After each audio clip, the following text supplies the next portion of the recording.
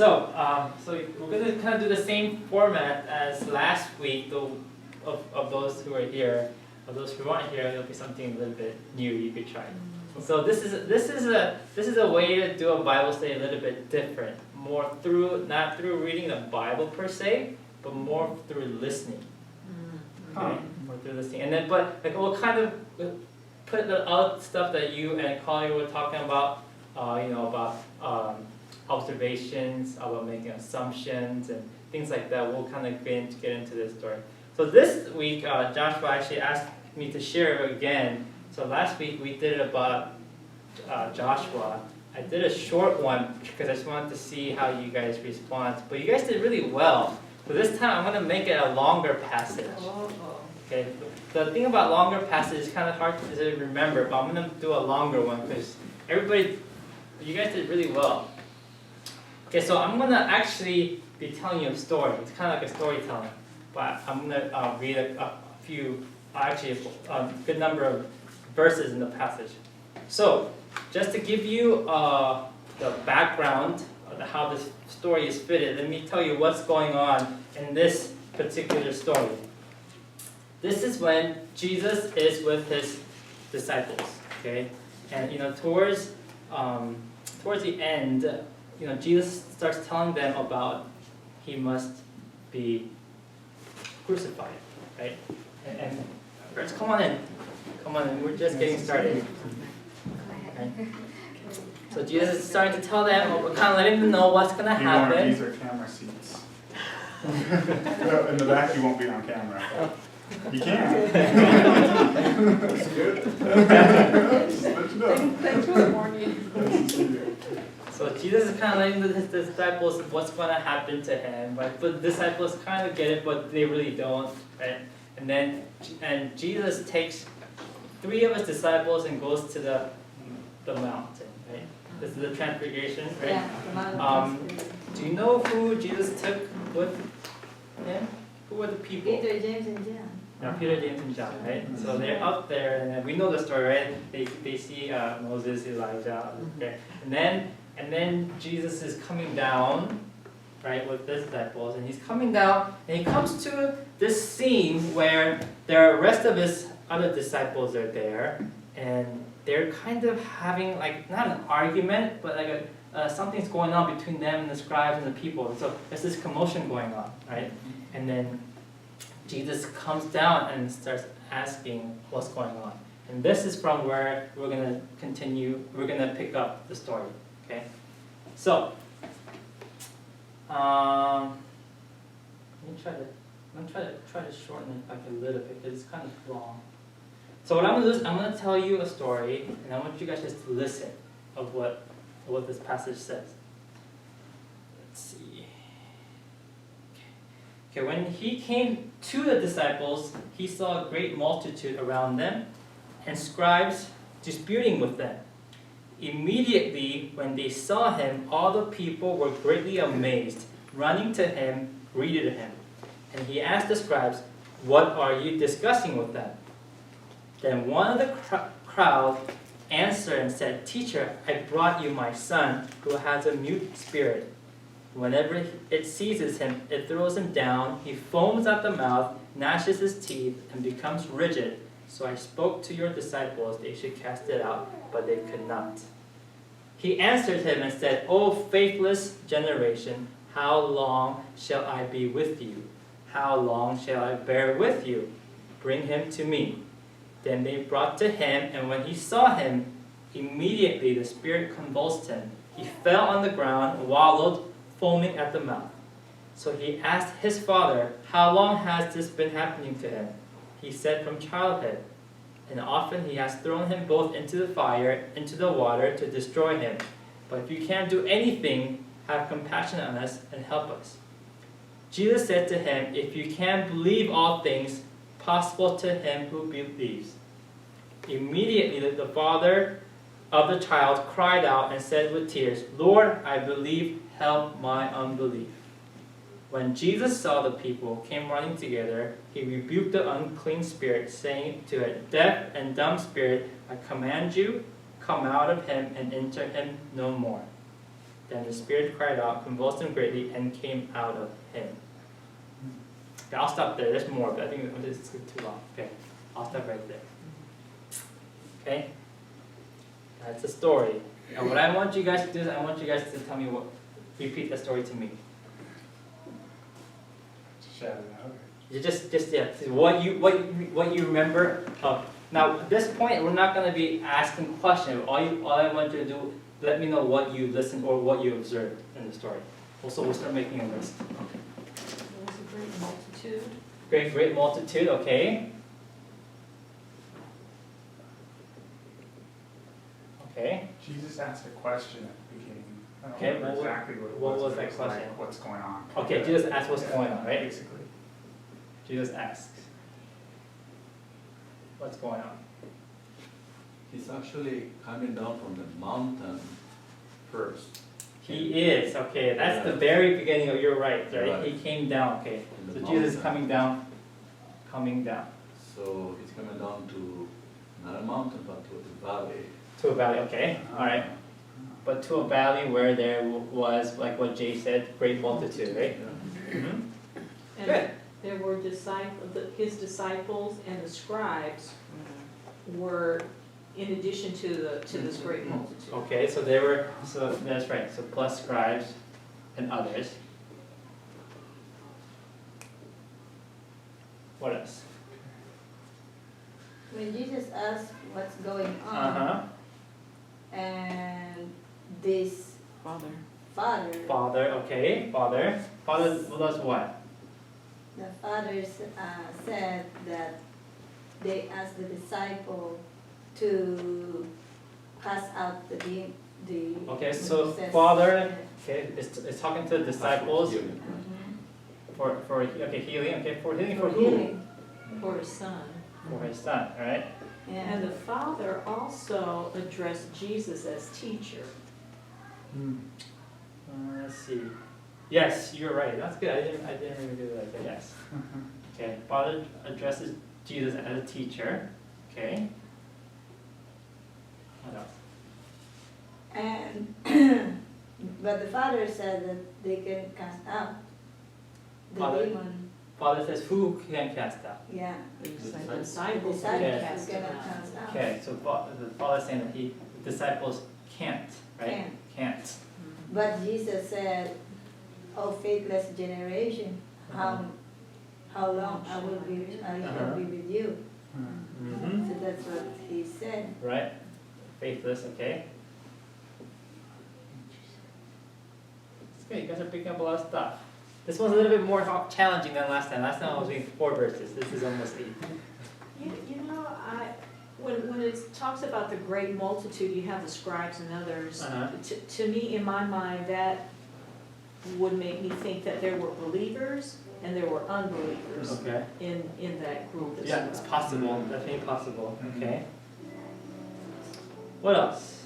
When he said faithless generation, how long I shall be with you. Uh-huh. And then he asked the father about if you believe, do you believe?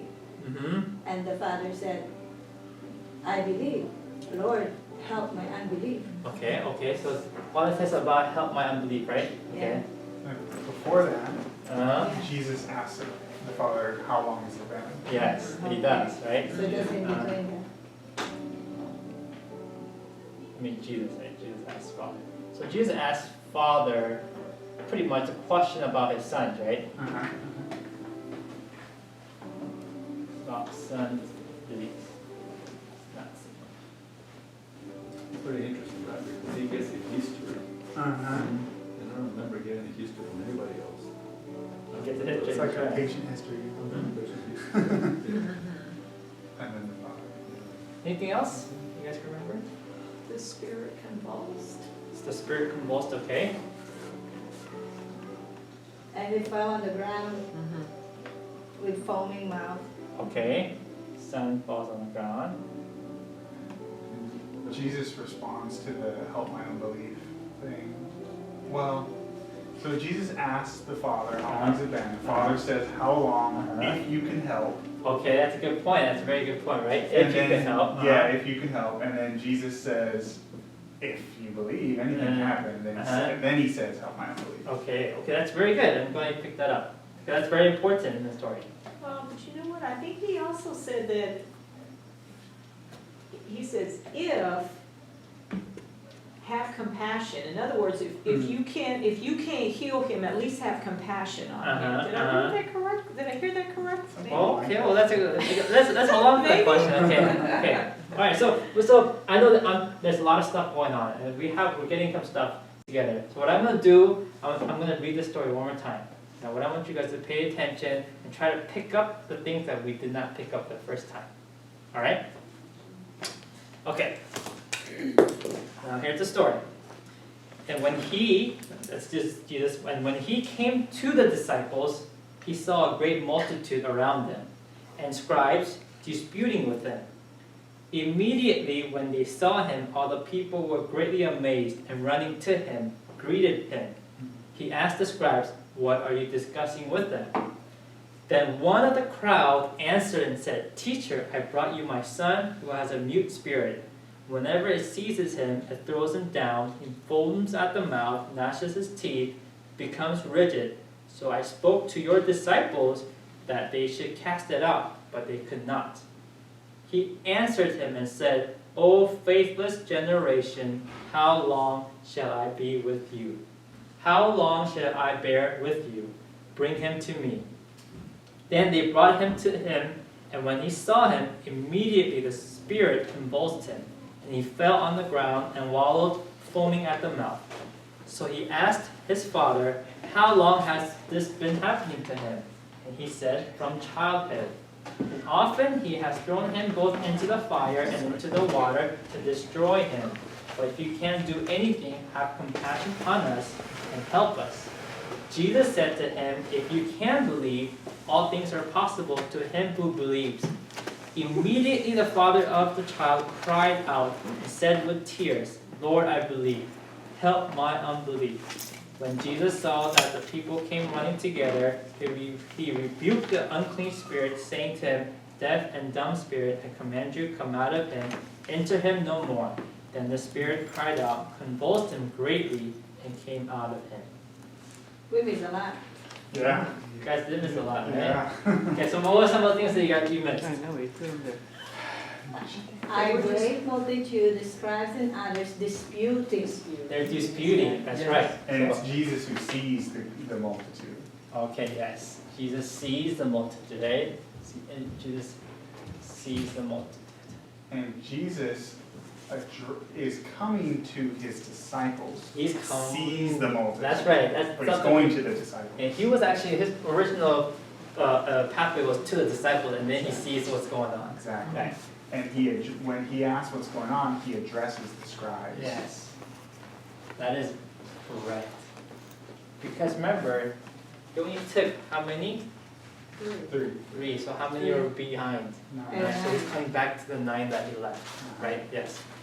That's correct. And then when people saw Jesus, they were amazed and Yes. they went to Jesus. Yes, they were going to Jesus, Yeah. right? When he was coming in, Yeah, they were everybody, people were amazed, right? That's another thing that we didn't pick up. And it said that they greeted him. Mm-hmm. Good. Wow, we're picking a lot of stuff we missed the first time. What else?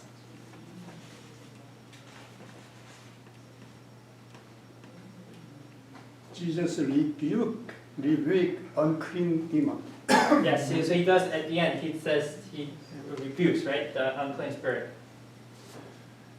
After he says, "Oh, faithless generation," Uh-huh. he says, "Bring him to me." Bring him to me, that's right. Let's see.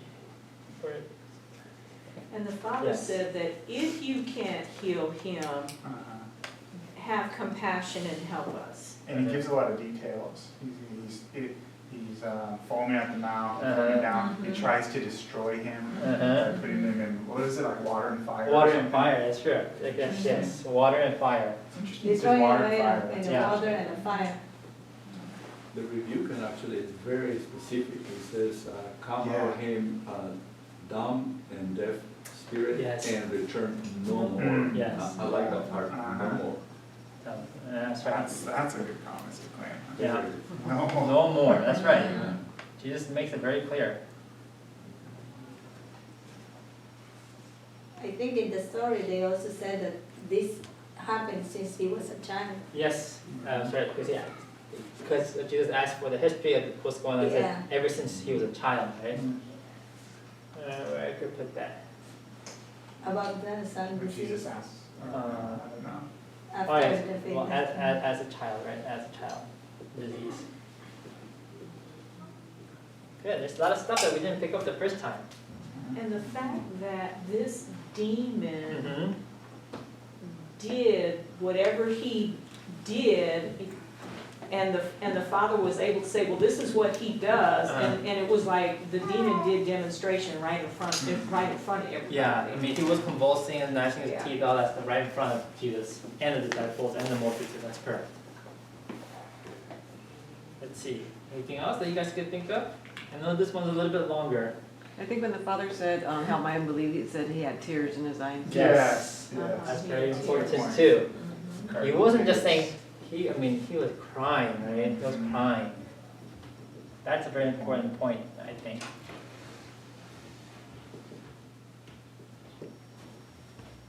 Anything else you guys can remember? I think we got, pretty good picture of the story, okay, what's going on. I mean, you could see that by just reading, listening to the story twice, a lot of the observations that we could have missed. Right? Now this part, what I like to do is, first part was just more observation. Now this is, because with this story, I don't necessarily have all the answers to the questions, but do you guys have any questions regarding this? So like you were talking about, why does he say water and fire? Yeah. That I don't know Yeah. either. But any questions you guys have? Anything like when you guys were listening, like you guys were thinking, oh, why does water and fire? Why does the father cry with tears? I always wondered the significance of, we get the basic idea of it, but Uh-huh. what is, there's probably something more to the fact that Jesus, his initial response is, oh, faithless and perverse generation, how long shall I Yes, be? that's for me. That was the biggest question when I read seems this. out of place. When I read the story, it's like, why does he say that? Why didn't Jesus say, no, well, you need to do this to help this child? But he said, oh, you faithless generation. Right? And then the question is, who is he talking to? Who is addressing, yeah. Yeah. Who is he talking to? Believers, quote unquote believers. Multitudes. I guess my question is, how did this child end up with this spirit in him in the first place? Yeah, that we don't know either. It doesn't From say. childhood, which, what does that word mean? Was that like since a baby or something? I don't know. I don't know. Good question. We don't know why, but he's been with it for a long time. But we don't know exactly how old he is now either. That's I agree. It doesn't Because say. they said, Yeah, it doesn't say. how many years Years is he does that mean? suffering? Like childhood could be maybe 6. Now he's like 10. Yeah. We don't know. Yeah. It still says a child, my son. We don't know. So those are questions. So the faithless generation, this father saying, I brought him to them To meaning them. the disciples. Disciples, And okay? they could not heal him. Mm-hmm. So Jesus addressing the disciples that they didn't have enough faith Maybe. to heal this. Right. Later on in the story, we read that Jesus said, this cannot come out unless. You pray and fast. Yeah, no, Yeah. I'm gonna get but because I was always wondering, is he addressing the Father? No. Who is he addressing? So because that's the one thing that I kind of wanted to go a little bit more in deep depth in, because that's like what Joshua said, that was my biggest question. Why does Jesus respond that way? And so I looked a little bit more in. So the faith of generation, so what's the possible groups that he could be addressing this question, this statement to? One is who? Scribes. One is the disciples, right? Okay. Scribes, disciples, Scribes, multitude. multitudes. I wouldn't hurt. Okay, multitudes, okay. Father. Father, okay, that's yes. That's All right. of them? What's that? Maybe like just all of them. Yeah. He could be All of them together? all of them together. Could be the whole world. I mean, a generation Yeah. sometimes refers to, you know. So we'll The try reader. we'll try to stay within the context of the story, right? How could it fit to the disciples? Because they cannot cast out the demons. Okay, now who? All of the disciples? The 9. The nine. The The nine. nine. The 9, right? Uh-huh. Because who had why? The 3 of them were where? With Jesus. With Jesus, Uh-huh, right? uh-huh. There was 9. 9. So, I was thinking, why 9? Well, but we don't know if James, John, Peter were there. Were they able to cast out that demon? We don't know, right? But the 9 couldn't. Mhm. I was thinking, why 9? How? Let's say there's 12 disciples here. We are the 12 disciples, right? And Jesus says, "I'm taking Joshua, Melo, and Melo up." Right? I wanna go. You wanna go? Stay at the I want to go. Do you want to go? I don't wanna be left behind. I want to go with Jesus. They're going somewhere So special. jealous, you mean? Good question. Jealous. Jealous. Jealous, Yeah. right? Uh-huh. Jealous, I'm not right? jealous, I just wanna go. I wanna be left out. But our human nature could think, hey, Yeah. Yeah, it's hey, possible. them Could 3 be. are closer to Jesus. Am I not close to Jesus? Yeah. Okay, Yeah. let me give you another context also, which I have. But after this, story happens. You know what happens towards the Who is the greatest? who was the Who's the greatest? greatest? Right Who was the after. greatest? Mm. There's the jealousy that I want more than others rooted in their hearts. Mm. That spirit, could that spirit possibly be the reason why they could not cast out the demon? I'm just thinking. Good possibility. Well, if we look into the, the Bible, the first person that was jealous, Was Lucifer. Yeah, so that's not godly. But on the other hand, think about who he took. He took James, John, and Peter. Peter denied him. That's true. James and John had some issues Yes, about yeah. who was gonna be the They greatest. weren't perfect either. So is it Yeah. possible that he took those 3 because he knew that perhaps they had some weaknesses Mhm. that Jesus needed to, Good point. Jesus Good needed point. to, Maybe needed to work that on? that made it worse then, because the 9 was thinking they were always that I'm better than James, John, and Peter, right? And then Jesus is taking them like, am I not better? The worst, taking the worst. He took The the worst, worst. exactly, there you go. That's a good point. I didn't So think we about. want, so we don't wanna go. That's why my question was, are you sure we are the clean spirit and clean ones? That's like a mother where she takes the troubled child before she leaves. Exactly. Leaves the good ones I there. cannot leave you guys You can be here. Actually, that is true. Even in the classroom, you always take care of the one who is the worst, Mhm. because they can take care Yeah, of themselves. you don't The have to worst worry one is about the them one you as much. nurture. Mhm. And mind you, why would he take those 3 to go to the Mount of Transfiguration? Why would he take those 3? 3, yeah. Well, it's the same tree that he took the last time, in Gethsemane, the same tree. They were the The pillars. same So thing. he used, choose 3 of them. I think there's a head disciples, Mm. Mm. But actually, if you are going to see the future, God knows the future, Jesus knows the future. You see what happened to Peter. You see what happened to James. Mhm. You see what happened to John. Did you hear any of those 9? Mm. That's true. Mm. It's true. They They are not your were, own. they were pillars. They're more So- outspoken too. So those are definitely possibilities why they could not, why Jesus said faithless generation, right? Because I believe that he wasn't just talking to one of these groups, he was talking to all of them. Yeah. So how about the scribes?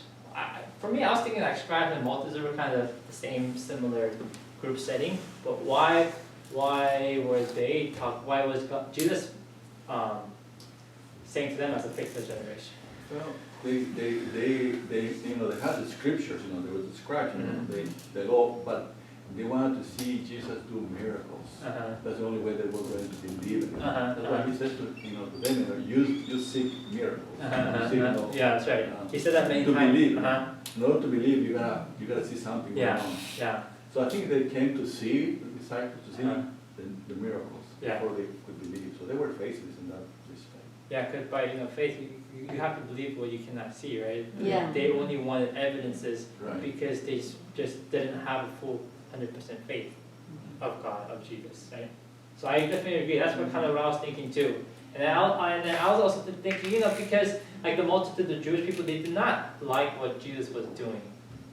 They were just waiting for one instance for them to fail, right? Just to fail, just to be like, oh, you are not who you think you are, these people are not what they make themselves to be. Just waiting for that failure. So they don't want people to be healed. They want actually Jesus and the disciples to fail, so that because they're already jealous of Jesus and his disciples. Right? Yeah, some of them, You know what I was thinking when he says, how long shall I? To me, it kind of gave an indication that, I'm not going to be here. Forever. Yeah, I'm not going to be here forever. I'll only have a real short time, You gotta get this. Yeah, exactly, yeah. So I Yeah. think he was letting them know that Yeah. he's not going to be there forever. Yeah, because that was not the only time he's been saying it. Exactly. Even when they were coming down from the Mount Transfiguration, he was telling the three disciples that the Elijah that needs to be taken away, right? So, and then at that time they weren't so sure what that they were saying. Does he say only faithless generation? Or Well, if you guys want to look, this is Mark. The one Perverse. passage I read was Mark chapter 9. Yeah. okay, faithless so and maybe it's in perverse another generation. gospel, but does it say it in Mark? It says, "Oh, faithless generation." Okay, How so it long doesn't shall- I mention think it's in perverse here. another It's another version. gospel. So this is another good example too.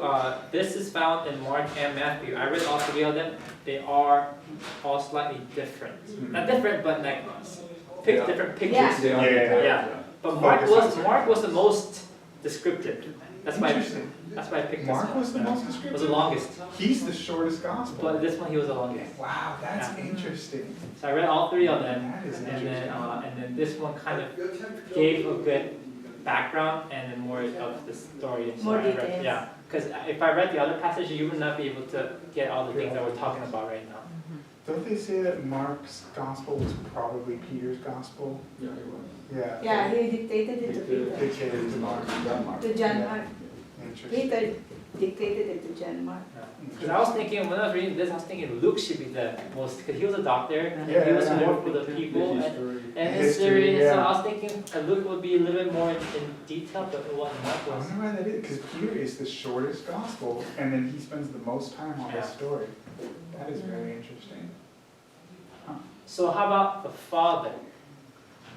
Another question, right now you're saying this, if this is Peter's dictation to John Mark, also Peter refers to this in his letters about when when they were up in the mountains. And Yeah. Peter, first Peter, I don't know, but he said that, Uh-huh. so obviously to Peter that was an extremely important story. You remembered it, yeah. Mm-hmm. That makes sense. If you were on the mountain and you saw that, that would stay in your mind vividly, and everything around it would be remembered in detail. That's why Mark is longer. That's definitely a good Luke wasn't possibility. there. so Yeah. Luke wouldn't have- So I didn't know that until you just mentioned it. Interesting. Okay, how about Father? Right. So I don't know who picked it up, but what does the Father say? If. If. No faith. If. No face. It's conditional. And he also questions God's compassion. If. Yes. If you could be compassionate on us. Yeah, what does he say? I'll read it to you exactly. It says in verse Mark chapter 9, verse 20. I'm sorry, verse. I'm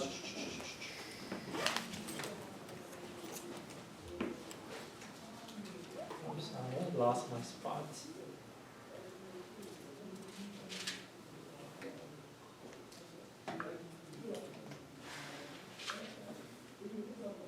Verse 22. Mark 9, chapter verse 22, it says, and often he has thrown him both into the fire, into the water to destroy him, but if you can't do anything, if you can't do anything, right? You can't do anything, have compassion on us and help us. If you have the power to do anything, anything will help. Yeah. Help them at least have, a few more or less seizures. Yeah, anything sounds like just fix, maybe if you can just fix it a little bit. Yeah. If you can't do the whole thing. Give me a prescription for medicine, let me Yeah. go to the pharmacy, get Make it a something. little not as bad. Yeah, anything. And then Jesus responds, if you can believe, all things are possible to him who believes. And it says, immediately the father of the child cried out and said with tears, Lord, I believe, help my unbelief. And I think somebody over here pointed out that he cried out with tears. Why would the father cry with tears? This is his last. To him was like, this is the last. His last, okay. Last blow. The last try, I guess, the last. Hope is almost out too, Yeah. he's kind of Hopeless. depressed and feeling hopeless. So because like, another thing that I could think of is that father was just, within 2 verses, he was from if he could do anything, I don't even know if he can, and he's like crying. And the fact that Jesus said those words, I think he realizes, you're right, it's desperation, he's the last, but he realizes, why isn't his child getting better? What was the reason why? It was because of his unbelief. My child is suffering because of my unbelief, right? That guilt just comes and he realizes, if I were been more faithful to Jesus, then. It's interesting, it's like the interaction that Jesus has with him, it's like he's trying to get him to the point of stepping out in faith, and it seems like the first question that he asks is kind of to, how long has he been like this? Yeah.